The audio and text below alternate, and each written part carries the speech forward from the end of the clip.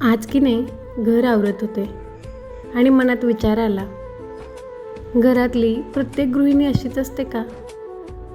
प्रत्येक डब्याला जागा देणारी ती तिच्या आयुष्यातल्या नात्यांना अशी जागा देऊ शकते का? ती एक एक डबा हातात घेते, स्वच्छ करते, धूळ बसली असेल तर पुसून घेते, मग अगदी उंचीनुसार नीट लावते. डाळींचे डबे वेगळे ठेवते, कडधान्यांचे वेगळे, उन्हाळी कामांचे डबेसुद्धा वेगळे. प्रत्येक गोष्टीला तिची एक जागा ठराविक असते. हे सगळं लावताना मात्र मनात विचारांचा गोंधळ होतो. डबे विस्कटले, धूळ बसली की स्वच्छ करून पुन्हा पुन्हा लावता येतात, पण नाती विस्कटली की ती पुन्हा नेहमी तितकीच सहज जुळत नाहीत.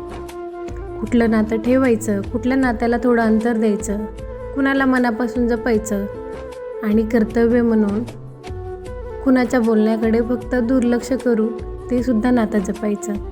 या सगळ्यांची मांडणी मात्र आयुष्य तिला शिकवतच असतं. कदाचित म्हणूनच ती घर आवरत राहते, संसाराचं सगळं नीट लावताना स्वतःलाही ती सावरत राहते. संसाराची घडी तिच्या हातून सुटू नये म्हणून भांडी, मालमत्ता, नातीगोती सगळं सांभाळते. हीच कदाचित तिची जगण्याची पद्धत असते, प्रत्येक घर सांभाळणारी ती.